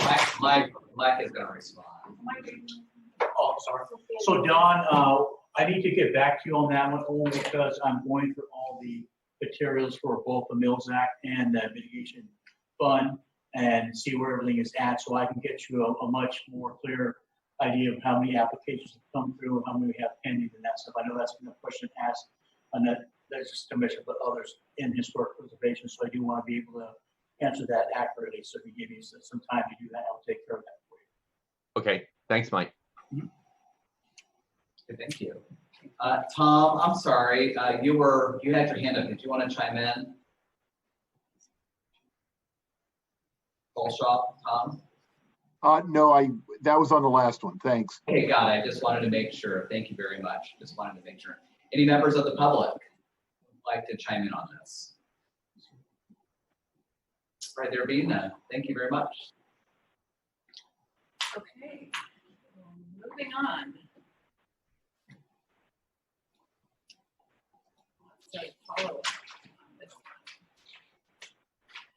one. Okay, we're on the last objective, which is continue to promote equal housing opportunity in the city's housing market, regardless of age, disability, medical condition, race, sex, marital status, ethnic background, source of income, and other factors.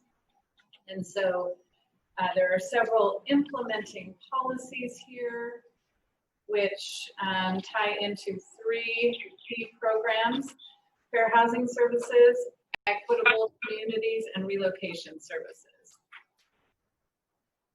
Thank you. Yes, and now on to accomplishments. Thank you for that. Any members of the committee that have any questions? You guys are doing great tonight. Any members of the committee? I see no hands up. Anybody? Going once, going twice. All right, thank you.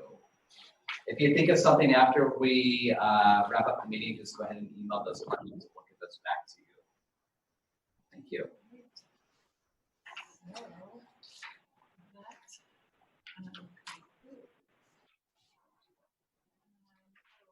yep. We did have some other housing initiatives and programs underway. And these are just new housing programs that have been initiated just this year, mostly pursuant to the consolidated housing plan and some grant applications.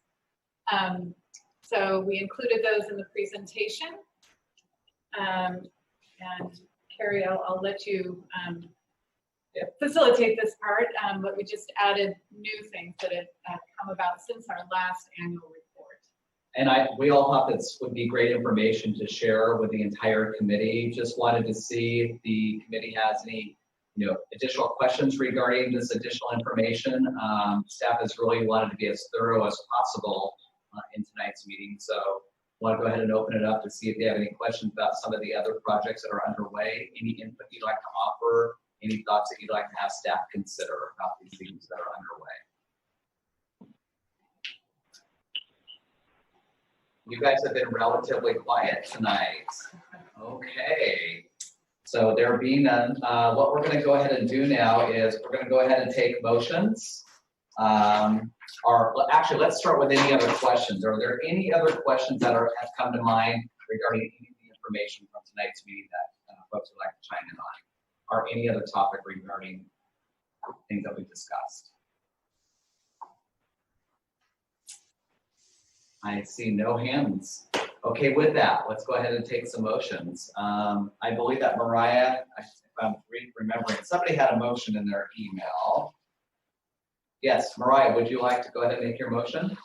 Yeah, I have two. Please. First motion is to eliminate program 25, which is the enhanced police service to high crime neighborhoods. I'm on the Police Reform Commission. We will be giving recommendations to City Council, and I think that this should be removed until those recommendations and the adoption of those recommendations are finished at City Council, similar to how we pushed off other consideration of policing issues with the general plan.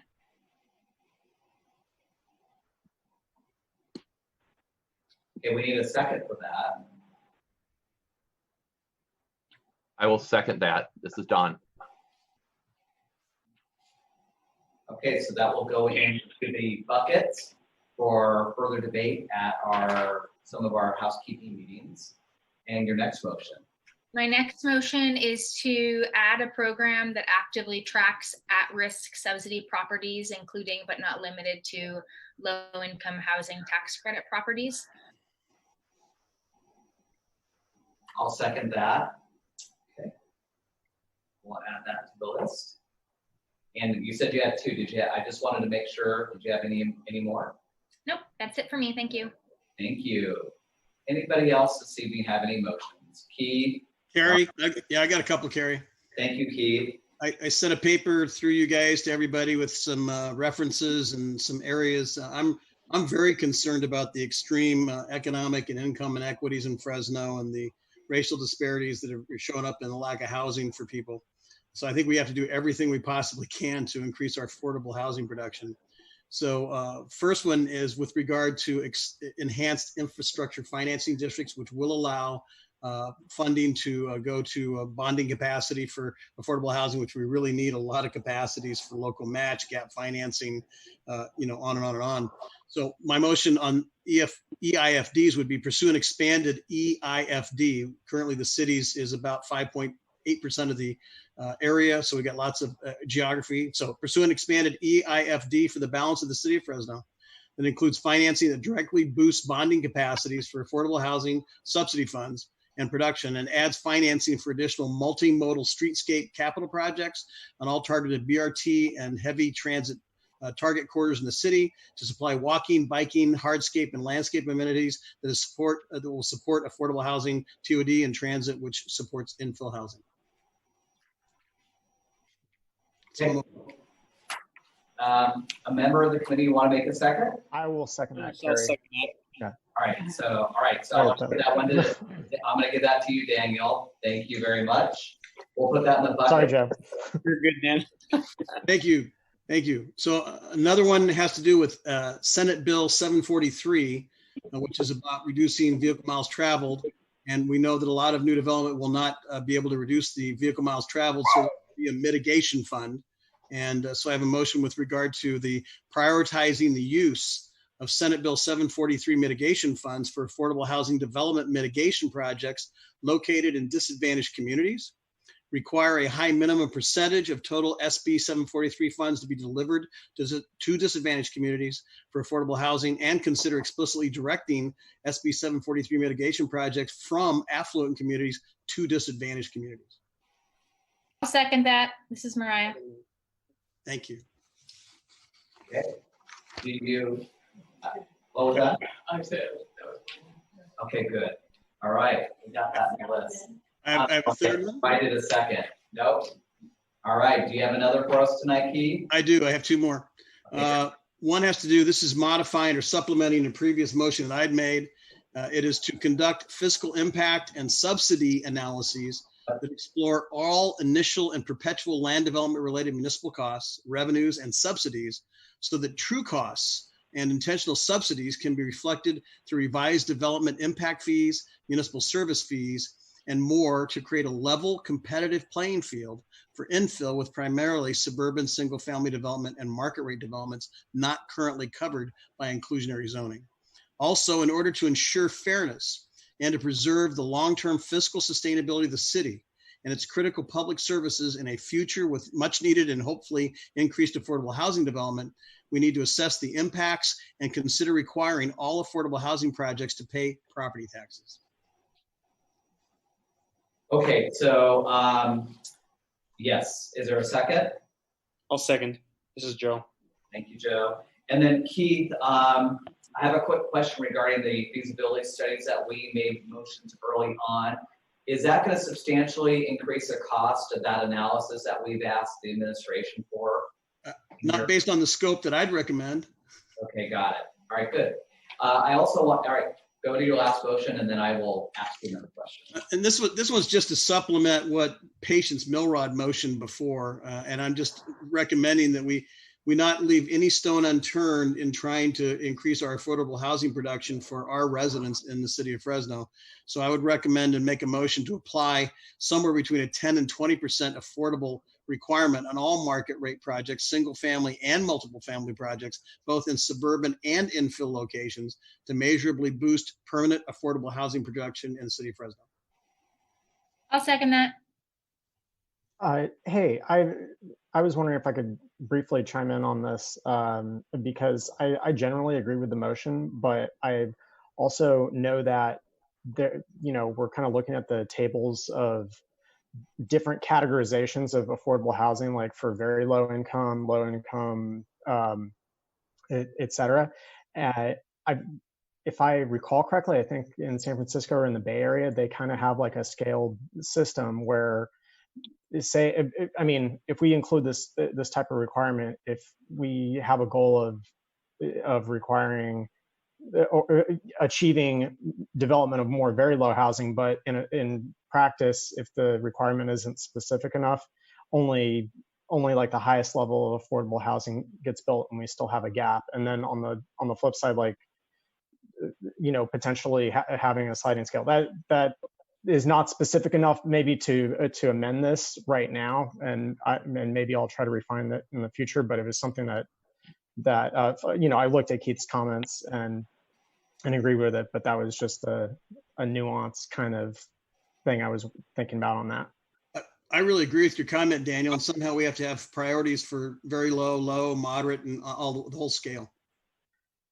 Yeah, and if I can come across there are I think in the materials, the references you included, like there are jurisdictions that already have inclusionary zoning requirements, and I think that they have those types of sliding scale things for that reason, and saying, hey, if you're building very low with your units, the number of units that are considered affordable will be lower, and you can have higher market rate, and then it gets flipped a little bit if the units you're choosing to include are more the high income, relatively speaking. Thank you. Keith, any additional feedback on his comments?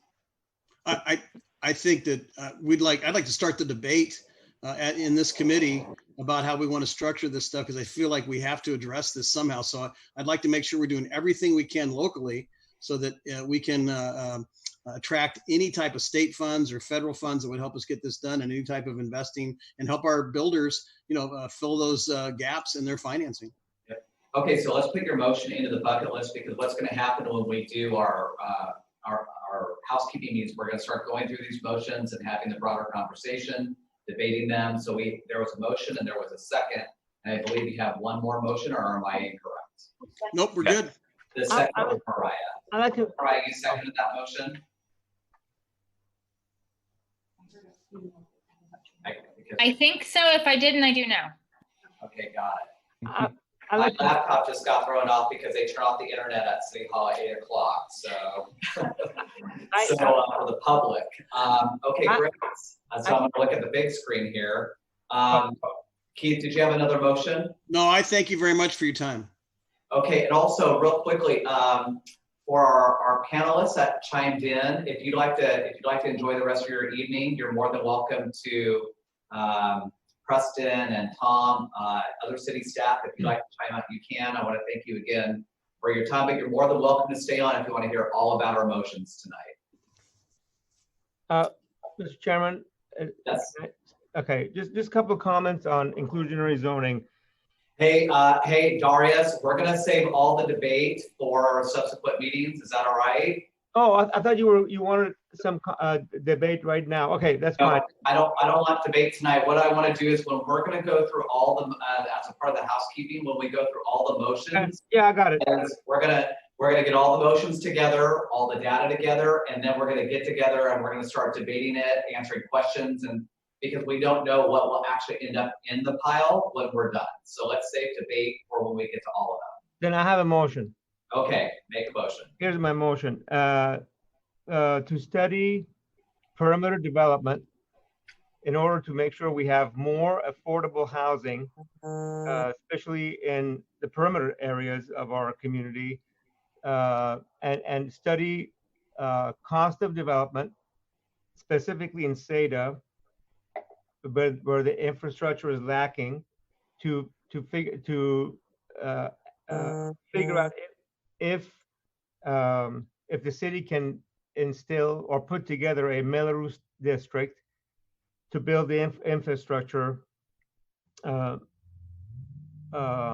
spread the cost of that over the entire area, growth area, with higher property taxes, and also analyze the impacts of VMT per home.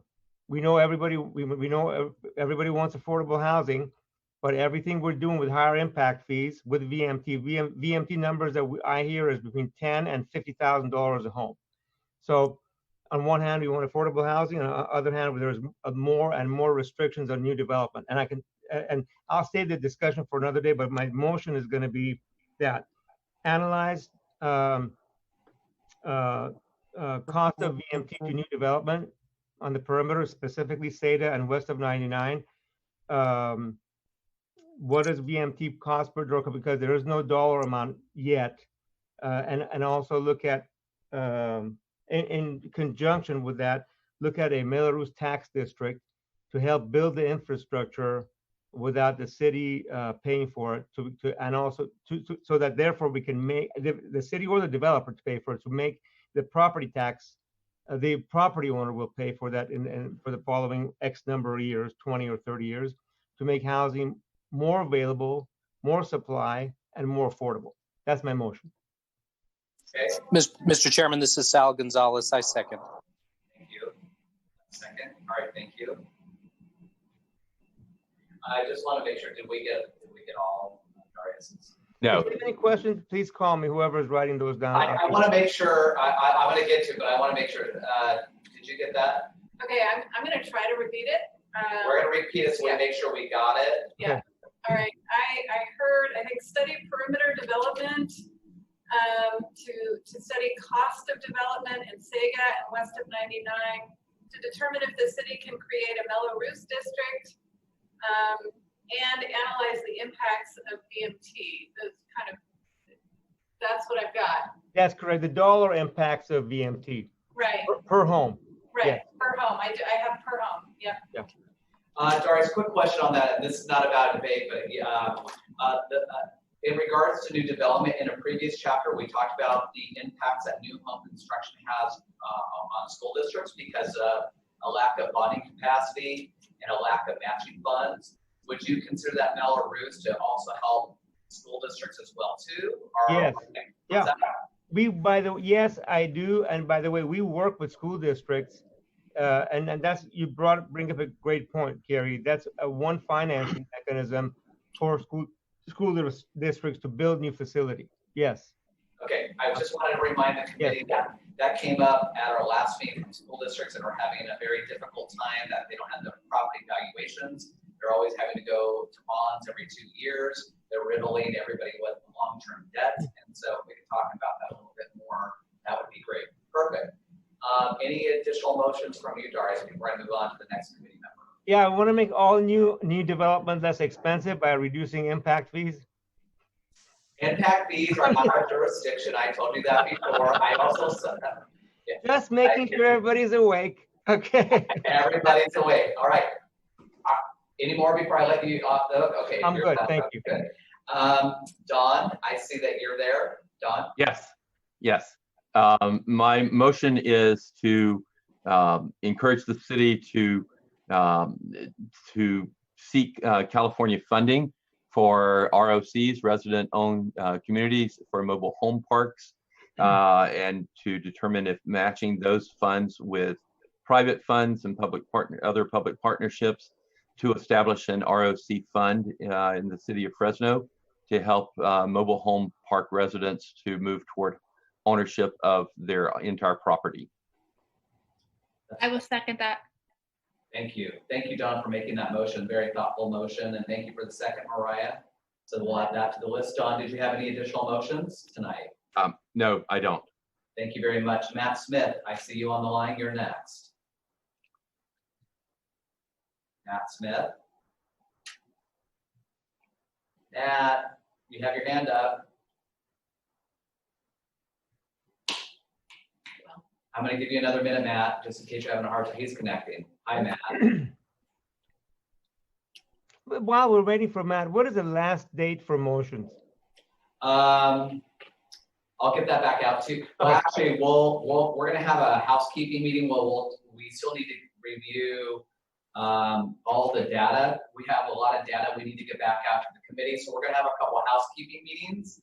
And based on the additional data that we give the entire committee, additional motions will be made through those additional data points that are presented to the committee. Got it. Thank you. We're going to be taking additional motions right up until we get into the debate of all the motions. So a couple weeks. Thank you. Matt, you're on. Hey, thank you. Sorry about that. I was having conflicting audio with my phone. Okay, no problem. So I would make the motion, building on Darius's theme, I would make the motion that the city study the relationship between the results of what will happen with VMT in combination with the city's requirements to hit its RENA goals.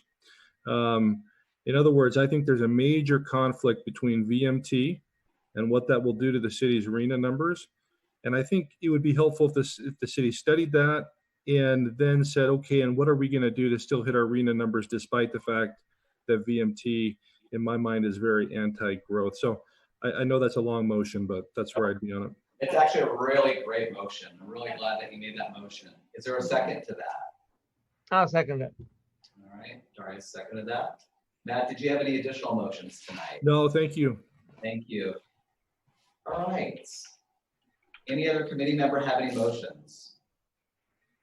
I'd like to open it up to the public to see if any members of the public have any thoughts, questions, concerns about the motions made tonight. There are motions that will be added to a long list of motions that we made over the last 6 months that will be vetted later in our process. So if there's any member of the public that has any questions for us regarding the motions, now is your chance.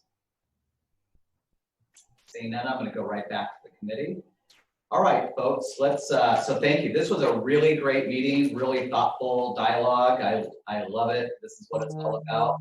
A couple housekeeping items. As a reminder, staff is working diligently on answering all the questions that we've had over the last 6 to 7 months. The goal is to get all the questions, get all the questions, answer them the best to our ability, get them out to you, see what we've missed, try to answer those the best we can, and then also revisit all the motions that have been made since our journey began back in January, see if we left off any motions, take additional motions, and then what we're going to do is convene again and start debating the motions, what needs to be in the mix. And then what staff will do at that time is talk about the impacts of those motions in terms of the general plan review, and the updates, and what triggers will be hit by some of these motions, which will require, as Keith knows, a broader analysis than we'll be able to do all in one swoop. So our work is going to continue for a while.